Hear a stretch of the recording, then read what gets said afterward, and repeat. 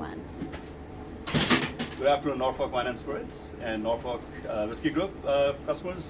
Today we have two special guests from Scotland, from the Glenturret Distillery. We have Rory Jackson. Welcome, Rory. And Jamie Morrison, Global Brand Ambassador. Your title is undergoing some change, so I'm going to let you explain that. So we are going to get to know more about the distillery. But before we get to know about the distillery, let's get to know you guys as to what your backgrounds are, how do you get into the industry, and tell us more about yourself, and then let's talk about the whiskey and the distillery. Absolutely. I've been at Glenturret for 7 years now. I started as a tour guide, so found that I loved it, loved what the distillery stood for, really enjoyed the location, so enjoyed taking people around, etc. And then moved more into the brand ambassadorial sort of part of the job, so hosting dinners, tastings, etc. And found that I really loved engaging with people, no matter where that was. So when the company was expanding under our new acquisition, it made sense that the company had a brand ambassador, so I applied for the job, and here I am. And so you're the global brand ambassador.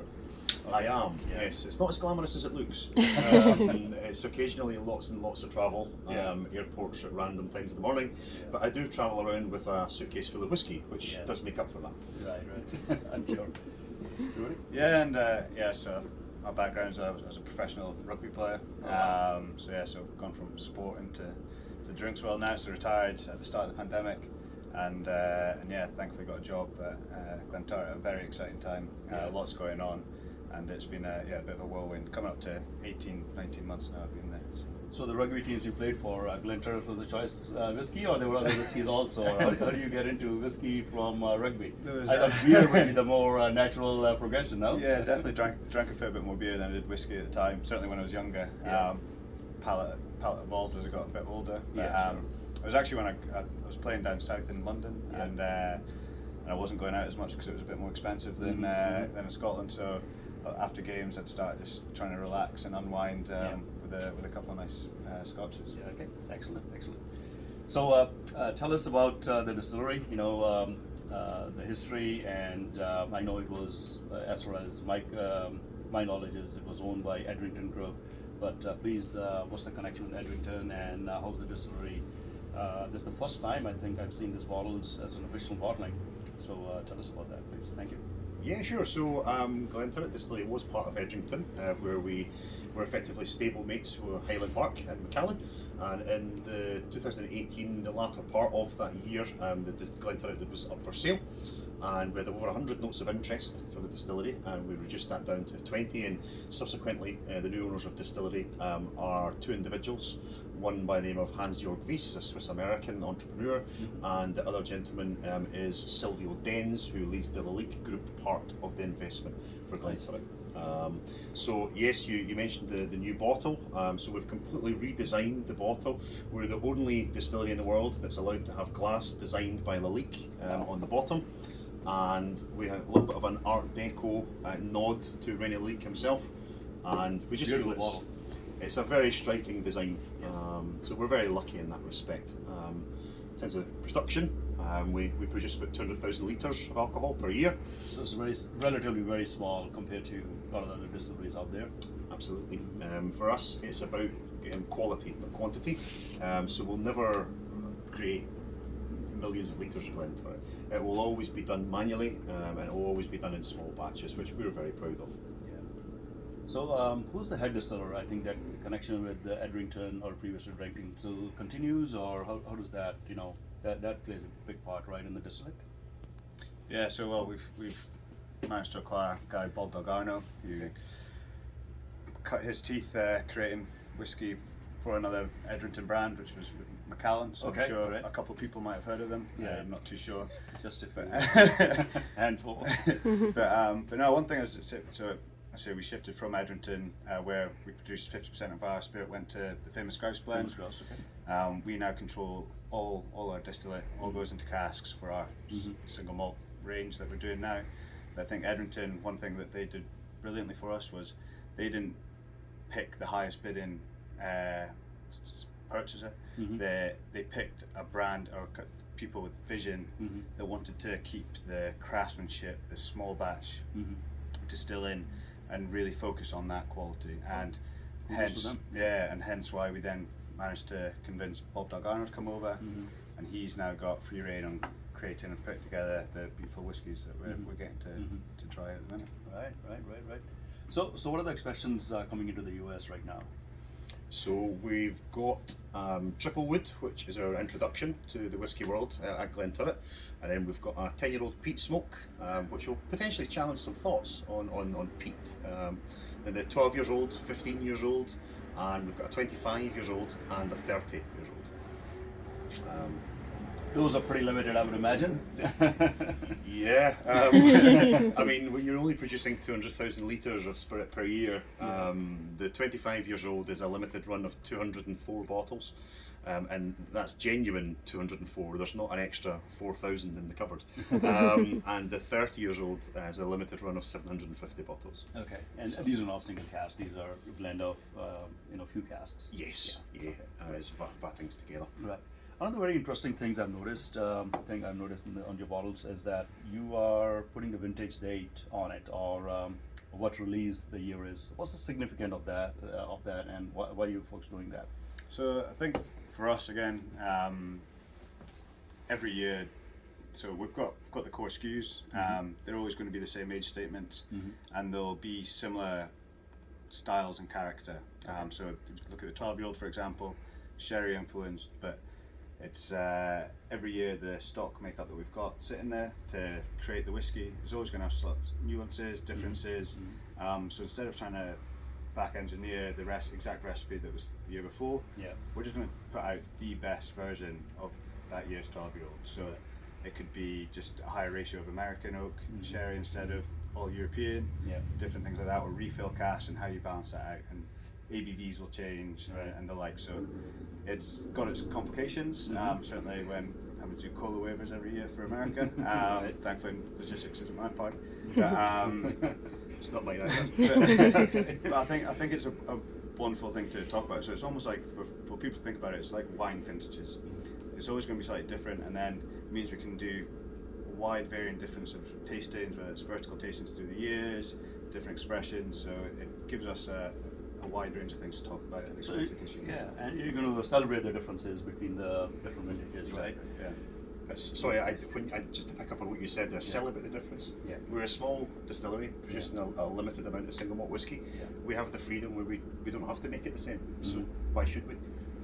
And that's quite a liberating thing to be able to be doing as the only distillery owned by our owners. Right. Again, very lucky. Yeah. So I also noticed that every whiskey that we had today, and we had 4. One, I think, is hidden away somewhere. It was absolutely brilliant. Collaboration with Jaguar, I think. What I noticed is you have, in most of the whiskeys, you have ex-bourbon, but you have multiple different kinds of sherry. You had Oloroso, one had Amontillado sherry, I think, and the other one had Bitter Heaviness sherry. Sherry is a very, slippery slope in the sense that, a lot of the sherry casks, because the inherent nature of them shipping it and things like that, there is often a sulfur tinge to it, which sometimes can manifest itself beautifully with meaty, bacon, firecracker type notes, but other times it can be really, it can go south. But the sherry casks that you are able to procure are really pristine, really beautiful. So tell us about the sourcing of sherry and how you folks come up with that. So, in terms of the relationships that both the distillery have with the bodegas in Spain, and of course the evolving nature of Bob's relationship with the cask producers in Spain, we've worked really hard to make sure that we get casks exactly as we need them to be. So our new make spirit is very delicate and light, so we have to really concentrate on making sure that a cask won't dominate the character of that spirit. So working with various cooperages, not just one. So I mean, we work with Jose Miguel Martin, we work with Tavasa, we work with Edosa, and Jose Miguel Martin is often referred to as the best cask maker in Spain. So when you're going directly to these guys that are hundreds of years old in their industry, and we're able to speak to them directly, we don't have to go through an intermediary or anything. And I think when you've got the experience that our team have in the industry, they know what they're looking for. So we're very lucky in that way again. With that experience is at Glenturret now, Right. No, fantastic. I mean, that really stuck me. I mean, whenever I'm tasting sherry whiskies, that's what I'm looking for, and it a refreshing change to see that none of that is there. You have one whiskey which is no age statement. Let's go quickly through the cask makeup because they are all three of these are different as to what that is. Whoever wants to share that? Yeah, sure. So triple wood, it's all the name really. Three cask types. So American oak bourbon, American oak sherry, and European oak sherry. Again, it's driven by American oak sherry. So with little European oak sherry and some bourbon in there. So nice and light, fruity, a little bit of sweetness in there. An introduction to what we do. The 10-year-old peat smoke. The nature of Edrington's sort of look at the peat smoke from Glenturret was a lot of the casks were basically using refill bourbon. So what we've done is with this one we've added in some European Oloroso sherry to give it a little bit more of a sweetness and a little bit more layered depth, if you like. And then the 12 years old is American and European sherry together, and this is where we start bringing in some different types of sherry into the mix. Fantastic, really good, and all three of them taste different and very attractive. The mouthfeel is different. And the ABV is different too, which is also atypical. This is not, you guys don't do things which is just easy, no you do. No. I think it comes down to that freedom and the skill set. We're not dictated to by finance in terms of it has to be at 42%, which perhaps is more commercially viable. But for us, we want to put out the whiskey as we feel it is best represented. And if that happens to land at 46%, then that's what it is. I think the consumer these days deserves to get the product in the best representative state that it can be in. So for us, we're very keen on transparency and sort of opening up that conversation. Right. Is what I would say. Right. So for the viewers who are looking at this, one of the few questions that always comes up is this chill filtered? Is the caramel color added? It just happens. That's something that people want to know. What is the view of the distillery on this, and how do you approach these bottlings? So all our whiskies are natural color. Okay. So never adding any color in, caramels, whatever. But the only one in the range at the minute that is chill filtered is the triple wood. Okay. Just because the ABV that we thought it worked best at was below 46%. Right. So we just wanted to make sure there wasn't that haze that sometimes would put off the consumer. So yeah, if next year if the triple wood, I don't know what the actual percentage is, but if it was over 46%, we'd probably not chill filter it. So it's just what we'll do and how the ABV represents itself. Right. Even though distillate you mentioned is very light and delicate, but I must say even at triple wood at 44%, it is very rich. The mouthfeel is really beautiful, and if I was given a blind taste of that, I wouldn't think that that's chill filtered. So I must say that it must be lightly chill filtered. There are many ways of managing that too. Is very well done. So kudos to you and Bob and the team at Glenturret.